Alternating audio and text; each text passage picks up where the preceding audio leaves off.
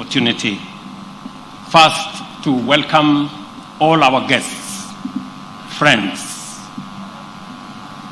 partners from different parts of the world and from different parts of our continent to Nairobi and to Kenya. I am delighted to welcome you to this very important event today, and to our visitors from abroad, welcome to Nairobi, our vibrant, modern, and diverse capital city that embodies the spirit of Kenya. As the governor of the city has said, this is a city that doesn't sleep, and you will experience the rich hospitality and dynamic culture that Lonely Planet recognized when it named Nairobi the world's top city in its Best in Travel 2024 rankings.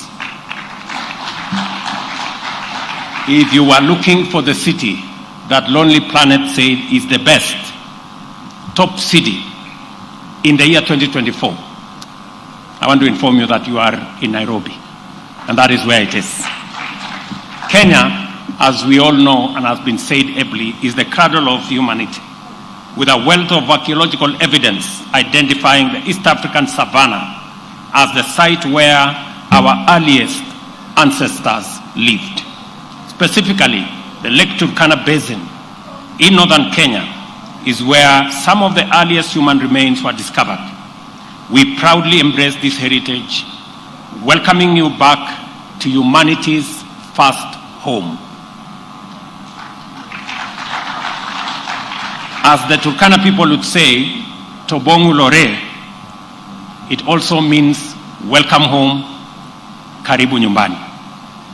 It is with great pride that I welcome all of you on behalf of the people of Kenya, and I want to urge you to explore, connect, and celebrate.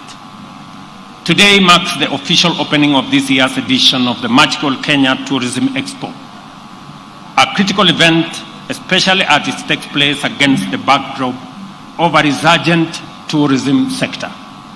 The name Magical Kenya reflects our status as a premier global tourism destination, and the Expo serves as a top platform for stakeholders to showcase our country's unique offerings to the whole world. Tourism is fundamental to Kenya's economy, contributing significantly to employment, foreign exchange, infrastructure development, and hospitality growth. By the end of 2023, Kenya welcomed over 2 million visitors, generating Kenya shillings 350 billion in revenue, a clear indicator of our global appeal. On target is to attract 5 million visitors annually by 2027. Achieving this requires concerted efforts from all players in the sector to position Kenya as a must-visit destination. That 5 million is attainable. I'm informed by the Ministry of Tourism, and Rebecca has given me her undertaking, that by the end of this year, we will have received the highest tourists in Kenya's history at 2.5 million tourists. Rebecca, I will be waiting and counting. And by 2027, as I have said, we want to have 5 million tourists. And that is the reason why we need to expand our airport. We need to expand our facilities. We need to expand hospitality facilities across Kenya, because we have the best premier destination in the world. Platforms like Magical Kenya Travel Expo are crucial, therefore, in realizing this vision. For 14 years, the Expo has provided a reliable platform for B2B meetings, connecting African tourism leaders with global buyers and offering local exhibitors cost-effective promotion and networking opportunities, therefore enabling Kenyan business, even at the counties, to partner with important actors in the international market.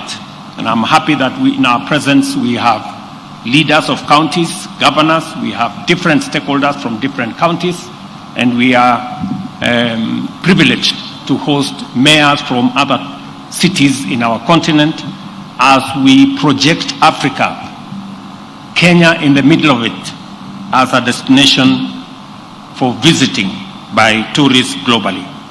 For its part, the government is supporting the sector to achieve its full potential by implementing a number of key interventions. In infrastructure development, we are investing heavily in upgrading transport networks in key tourism areas such as the coast, Masai Mara, and northern Kenya. The recent opening of the Dongo Kundu Road has enhanced coastal tourism by easing travel, and road expansion projects are ongoing to connect Mombasa, Diani, Malindi, and other coastal cities. In the hospitality sector, we have streamlined business operations to attract investments, offering incentives and enabling environment to support private investment in diverse accommodations, from luxury resorts to eco-friendly lodges and budget hotels. The recent launch of JW Marriott Hotel in Nairobi highlights Kenya's potential to attract top hospitality brands, creating new job opportunities for Kenyans and creating a better environment and better facilities for our visitors. Our comprehensive development strategy for the tourism industry also caters for cultural diversification and cultural preservation. Our incredible diversity with over 40 distinct cultures offers visitors a chance to immerse themselves in our rich cultural heritage. Cultural tourism not only boosts economic growth, but also serves as a medium to preserve heritage and strengthen global ties. From vibrant pastoralist traditions to ancient coastal cultures, our cultural diversity enhances Kenya's global appeal. This is closely intertwined with Kenya's unique identity as the home of human origins, and therefore the first home of humanity.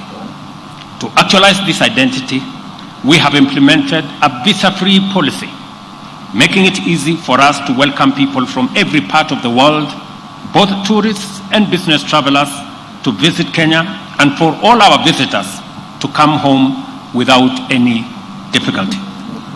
You all agree that it will not be fair to ask anybody going home for a visa.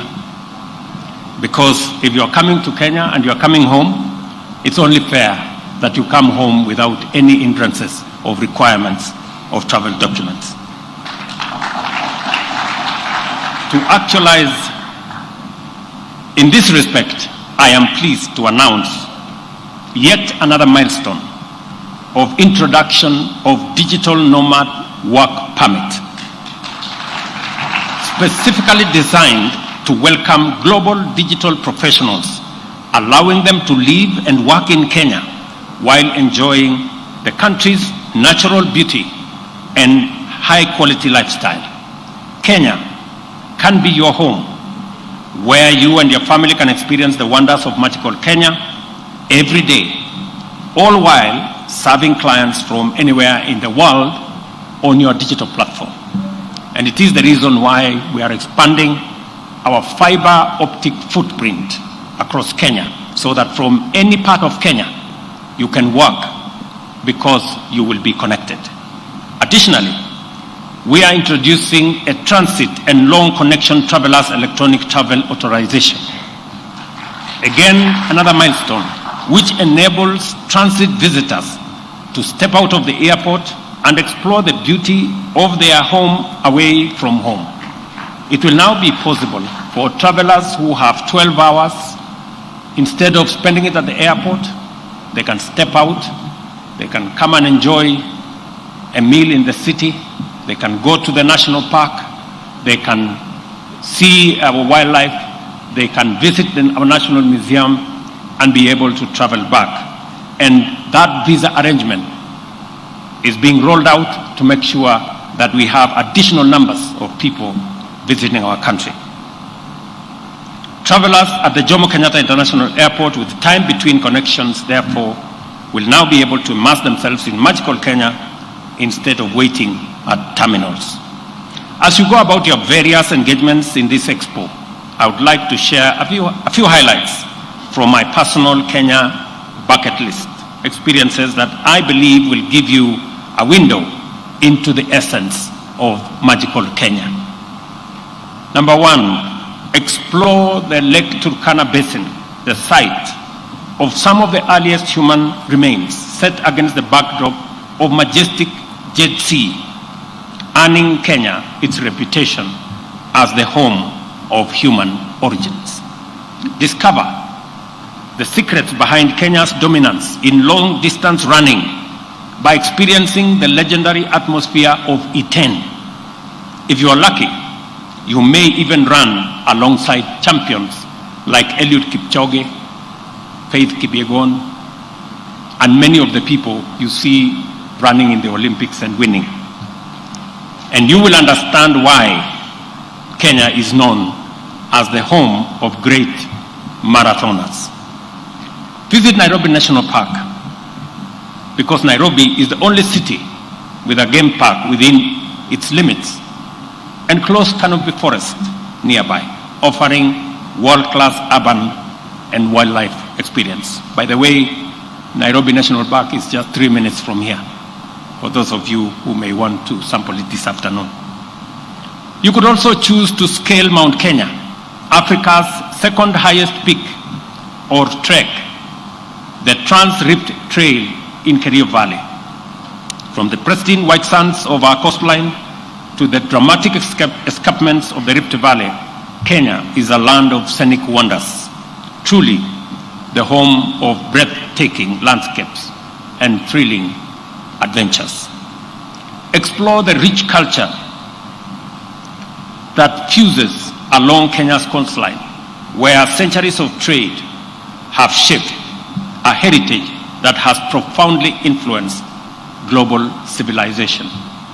Embrace ecotourism by visiting community-run conservancies, where wildlife conservation is intertwined with local culture, supporting sustainable tourism.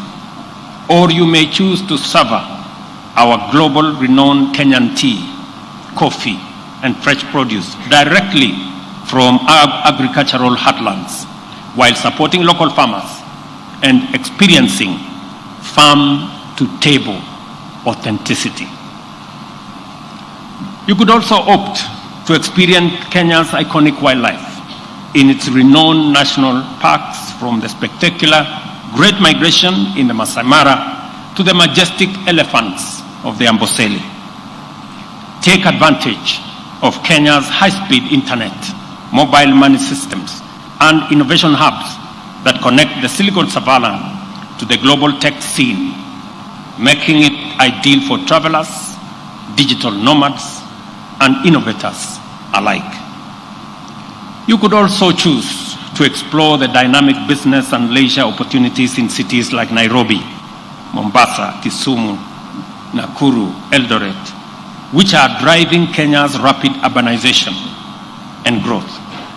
There are just a few things, and these are just some of the experiences that make Kenya truly extraordinary. I invite you to explore, connect with our people, and celebrate everything that makes Kenya a top global destination. Again, let me repeat, Tobong Lore, Karibu Nyumbani, welcome home to Kenya, to all of you. Asanteni sana.